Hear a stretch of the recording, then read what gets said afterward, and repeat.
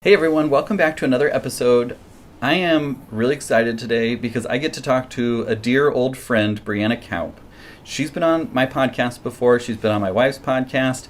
We have been good friends for the past several years. They just moved a little bit away from us, but we've still been able to get in touch and to break the wall of personal space. I sometimes hear Breanna and my wife do these Marco Polo chats, so sometimes I'll come down from putting the kids to bed and hear Breanna in my living room on a Marco Polo.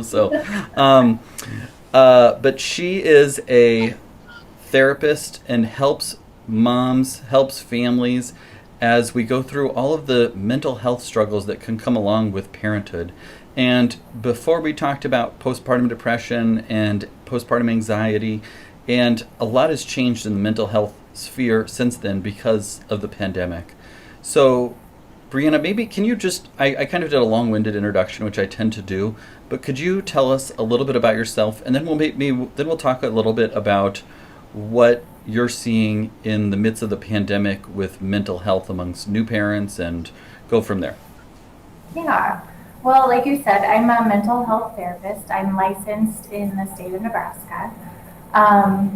Been a therapist for the past 9 years in Lincoln for most of that, and then recently relocated to central Nebraska where I continue to have a practice here doing mental health in office and also across the state of Nebraska through telehealth. So I love what I get to do. I am a mom of three myself. I have an 8-year-old, a 7-year-old, and a 2-year-old. So we are deep in the throes of parenting personally, and then I get to be walking alongside a lot of other moms as they try to navigate motherhood during this unprecedented time. One thing that I'm really glad for is the boom of telehealth right now, and how I imagine that has made it easier for you to connect and help parents because and the people that you work with, because instead of having to get a sitter or figure out how to take the baby to a visit with you, it's possible to do telehealth visits, which I think that's something that I've been waiting for, and I'm so glad that that has been embraced by everybody so easily, especially insurance companies, because that's really who determines if we can or can't see patients via telehealth. And that has allowed me, even though you moved too far away to send patients on a regular basis for in-person visits, to keep sending patients to you, and specifically new moms who are struggling with all of the mental health challenges that go along with a new baby and everything that changes with hormones and mood and exhaustion and everything like that. We've talked about that previously on an earlier podcast, so I would tell people to go back and listen to that one too. But I wanted to hear a little bit about what it's been like for new moms and new dads too, in this pandemic. What have been some of the challenges that you've seen and helped your clients navigate? Yeah. Well, this pandemic, I would say over this past year, has really presented some unique challenges for parents during pregnancy and the postpartum experience. One of the things that really stands out is the pregnancy experience itself. So when families are talking about adding a baby to their family dynamic, or they're currently pregnant, generally there is these sets of hopes and expectations that come along with what being a parent and going through pregnancy and having a new baby is going to be like. And, that can include ultrasounds and doctor's appointments and baby showers and all these celebratory moments, right? But with this pandemic, with all of the limitations that we're having, partners and spouses, they're not necessarily able to attend the appointments. Maybe they're tuning into ultrasounds via FaceTime. baby showers are taking place over Zoom or online. So just those general like first sets of expectations of how parenting is going to go is very, very different now. That I hadn't considered all of those things actually.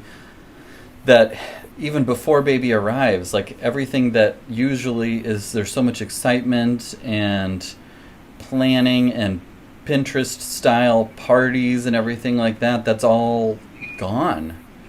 And so I imagine that there's not as much excitement, or it's more dread of like, how do we tell Aunt so and so that we can't have a baby shower, or how do we make our spouse or family feel connected despite not being together and seeing, ultrasounds or baby growing in mommy's tummy, all those different things. Yeah. And what you're talking about also affects the postpartum experience too.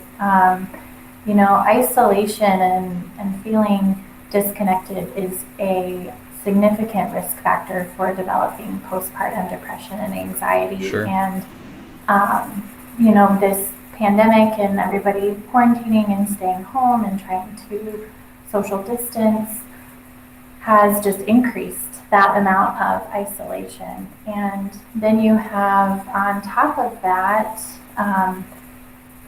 parents, grandparents, other family members, other friends, they have hopes and expectations about what having a new baby is going to be like for the family, and they want to see baby right away, and they want to hold baby right away. And a lot of the women that I've worked with have brought that up in their sessions about how do I navigate this, because I want my mom or my dad or my aunt to see the baby and meet the baby, but COVID, it just isn't maybe the easiest thing to do. And so not only are parents dealing with their own hopes and expectations having to be adjusted, they're also having the emotional turbulence from family members.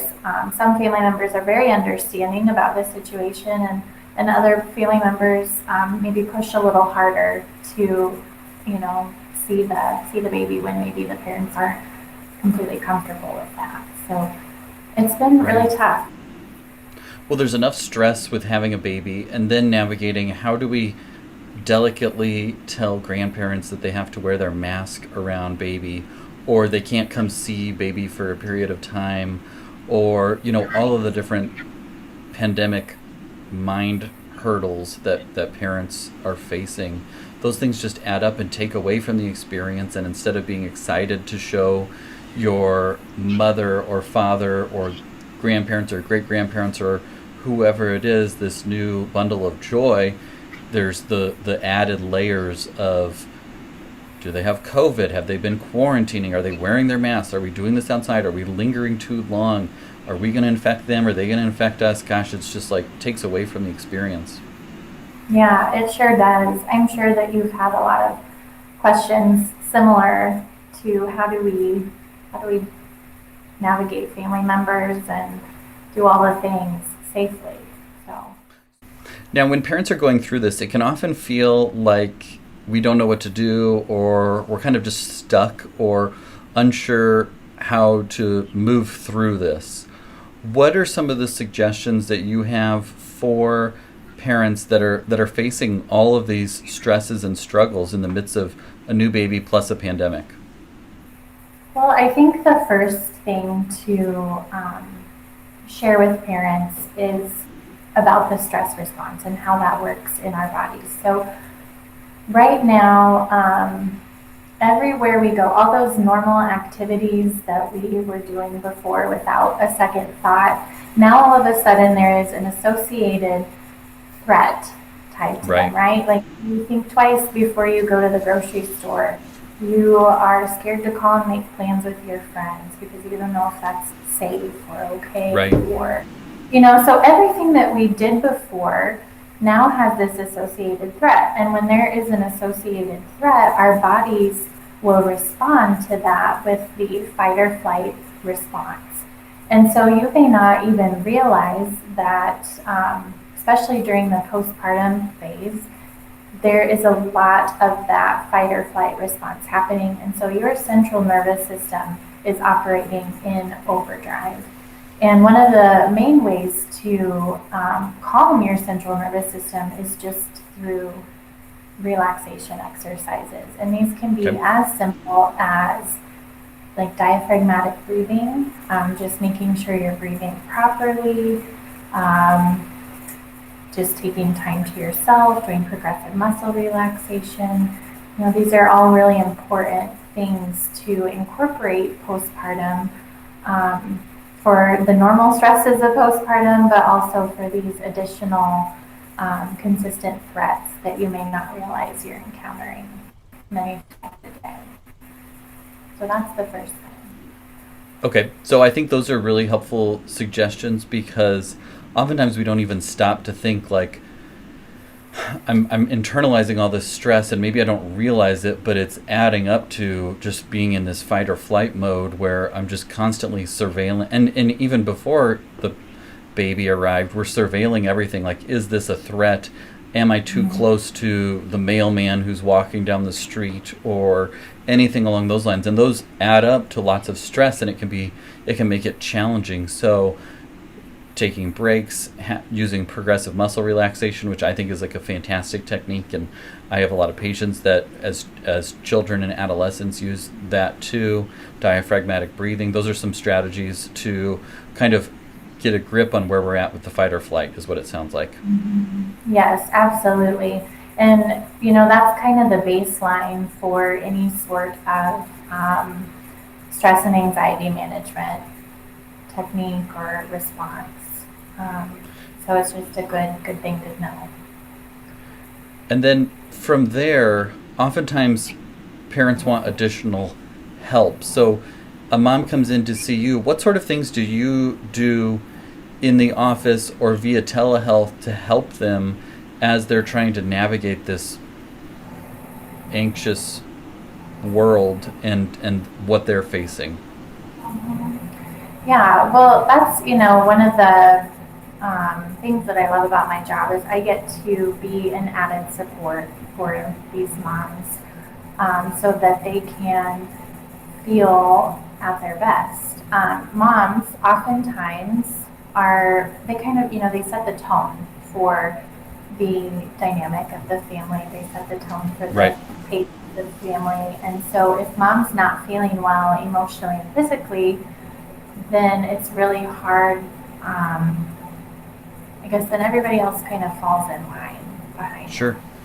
So that just makes women's mental health even more important. And I just, I'm here as an added support for moms. Some of the things we do, like, as we're talking about the pandemic, three strategies kind of came to mind. Adapt, communicate, and connect. So research will show that our ability to adapt to difficult situations yields optimal emotional responses. If we're kind of stuck and we, are just wishing things could be different or wishing things can be a different way, that's when we kind of get in this emotional rut and we're not really feeling great emotionally. But if we can kind of see the situation for what it is and just try to make the most of it, we're generally better off emotionally. Communicate. I encourage families to communicate. Moms communicate to their spouses about everything. Getting on the same page with expectations about social interactions, family interactions, and also communicating each other's needs. Sure. Especially during this pandemic, there's a lot of people that are working from home, doing school from home, everything's from home. And so you can't go to the gym for your personal time. You can't just run to Target like you used to, and so it's important to sit down with your spouse and talk about the week ahead and what you're needing and how to help each other meet those needs. That is something that I find just so helpful, to like know what's expected and know when breaks are coming, so it's something that you can look forward to. It's something that you can plan around, and it's not just like, I've reached my breaking point, I need a break, or I'm going to lose it. But I know that tomorrow I have a break in the evening where my partner's going to watch the baby or the kids, so that I can go for a walk or go for a drive or whatever you do for a break to get out of the house in a pandemic. I think a car wash would be a really fun exercise to get out of the house. You know that we're in a pandemic when going to the car wash by yourself sounds like fun. Right. It's like going to Target. Now it's just going to get the car washed, and maybe I'll even vacuum it because I'm feeling full of energy. Right. Well, I fully expect the next time that I get a Marco Polo from Catherine for her to tell me that you're at the car wash. Yes, exactly. That's how you'll know. Oh my gosh, she really needed a break. He's gone to Jet Splash like 4 times this week. Yes. So adapt, communicate, and then connect was the third one. Connect. Yes. So just really getting creative about how you can connect with others. I can't stress enough how important it is not to isolate during that postpartum time, how important connections really are. And this pandemic has just presented a way that either one, you have to get creative about how to do that social distancing, or two, just put some special protocols in place for your visitors. But one of the things that does come up is sometimes spouses are on different pages about what they think is necessary and what they don't. And so it's important just to communicate about that ahead of time. I think across the board that helps, whether it's your spouse, whether it's grandparents, like everybody, if everybody knows what the expectations are, then it makes it a lot easier, rather than, oh yeah, they can come over, or no, what were you thinking, they can't come over, like it's a pandemic. Like if you have a plan and talk that through and say, this is our plan, we'll reevaluate in 7 days or 14 days and see if we need to adjust or how things go. But it's not just going to be this, so-and-so's coming over, there's just not those surprises, but still figuring out ways to connect. So whether it be a Zoom or a FaceTime or getting together outside when possible, wearing masks, those sorts of things make a big difference. And I think one thing that I have encouraged, well, two things is, I've encouraged parents to blame me if it's like, we just don't feel comfortable with this. Just say our pediatrician said no visitors until they're 4 years old. Just don't tell them, where my house is, because I don't want to get egged. But I think that's fine.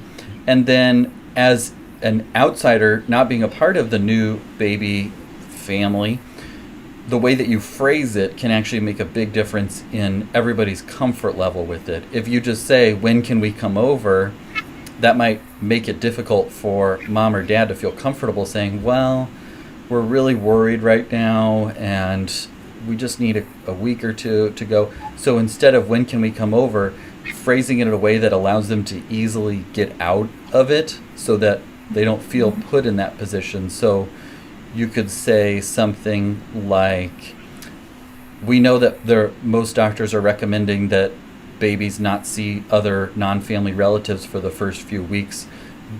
Are you feeling like it would be best if we waited a few weeks, or do you want us to come over sooner? And just showing that respect and honor for the parents making the right choice for themselves and for their baby, rather than pushing your agenda, which is an honorable agenda. I mean, seeing a new grandbaby or relative, or that there's nothing wrong with that, but making it easy for the parents to feel comfortable saying, we just need a little bit of time, rather than adding resentment, anxiety, worry to an already stressful time period. Exactly. Yes. So let's shift gears a little bit, and if for the last 5 minutes or so, we could talk about parents and as a family. What are some strategies? Everybody, like you said, everybody's cooped up together at home. We don't get breaks. Like a break is getting a car wash, but otherwise you're kind of stuck at home together, and nobody's house is big enough that everybody gets their own area. What are some strategies that you have found that are helpful for the parents that are working from home, living at home, doing Zoom school or some version of online learning some of the time, and then there's just the fear of the need to quarantine or the fear of bringing it into the household. What are some strategies that can help families that are facing this difficult time that just seems like this never-ending marathon? Yeah, so a lot of families, they, have found their new rhythm with this, but if you haven't, you're not alone in that. Working from home, doing school from home, trying to decide if you should put your kids in childcare or keep them home with you while you try to work from home. I mean, all of those things are very stressful. And so again, we talked about that stress response and how to calm that. I think that's beneficial for any parent, no matter what age your child or children are. And then again, that communication piece comes in as a close, well, and then again, that communication piece is really important. And then being able to recognize your own needs emotionally and physically, communicate to your partner about their needs emotionally and physically, as well as just being in tune to the needs of your children. So if you notice, everybody's kind of stir crazy and everybody's stressed and emotions are running high, then that's probably a good indication that you want to change things up a little bit. Go outside or go to the car wash, whatever it is you need to do. But, we don't just have that freedom to kind of up and go somewhere, up and do something. And so it really takes a coordinated effort of communication between the adult parties in the family to make that happen. So. Well, and that goes back to like you had said before on planning and knowing what to expect. It's much easier if you know that, by Thursday, tempers are often a little bit flared, and maybe if we do a pizza night on Thursday night or some sort of special outing to look forward to, those are ways to just plan in advance to change things up instead of letting things get to the point where it just is fine, just watch TV, go to bed, something like that, where it's just, you get to your breaking point. So planning that you'll get close to your breaking point and then knowing what you'll do to try and avoid that breaking point can be helpful. Absolutely. The other thing I would recommend is getting back in touch with your values, like those core values that you have as a person, because as I guess research will just show that when you are making your decisions and living your life and your day-to-day according or in line with your values, then you're going to be more emotionally healthy than if you're not. So, we all know how it feels to go into a meeting or a situation at work where we're not really passionate about it, we're not looking forward to it, and it's kind of draining. But if that meeting is related to something that you really value, then it energizes you. Well, how we spend our day-to-day is the exact same way, Sure. Not that we can always avoid doing those things we don't value, but if you notice that you're just kind of down in the dumps or stuck in a rut, maybe, look into how you can incorporate some of those things that you value into your day. That's such a great idea. Even when it's just like the small things, too, that you have to look forward to, or ritual or routine. Well, I think we've covered a lot, and I think there's lots more that we could talk about because this has been just an unprecedented time, obviously. And I greatly appreciate everything that you're doing to help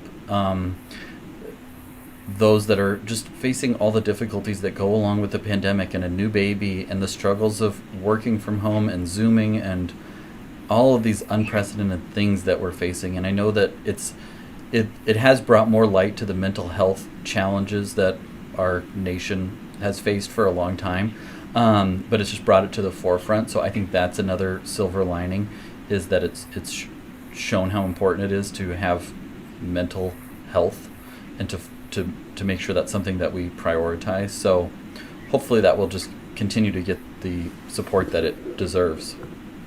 Yeah, I hope so too. Well, thank you so much, and keep up the good work, and I will certainly reach out again because I'm sure that this pandemic will be over soonish. But there will be more mental health issues that we can face and talk through after that. And I would encourage anybody that hasn't to scroll backwards through the podcast feed to find our first recording. I think it was either episode 3 or 8. I don't remember which one, but it was an early episode where we talked all about postpartum depression and anxiety. And there was so much great discussion that we had there as well. All right. Thanks, Phil. Thank you so much. Have a good day. You too. Thanks for watching. I create lots of content. I love connecting with my audience over video and audio. So if you want to catch all the videos that I put out, hit the subscribe button so that you don't miss another episode. Hit the thumbs up button, share with a friend, and if you have a question that you'd like me to cover, you can just text me. It's 402-256-0768. And if you'd like to watch another video, there you go. Keep up the good work and have a good day.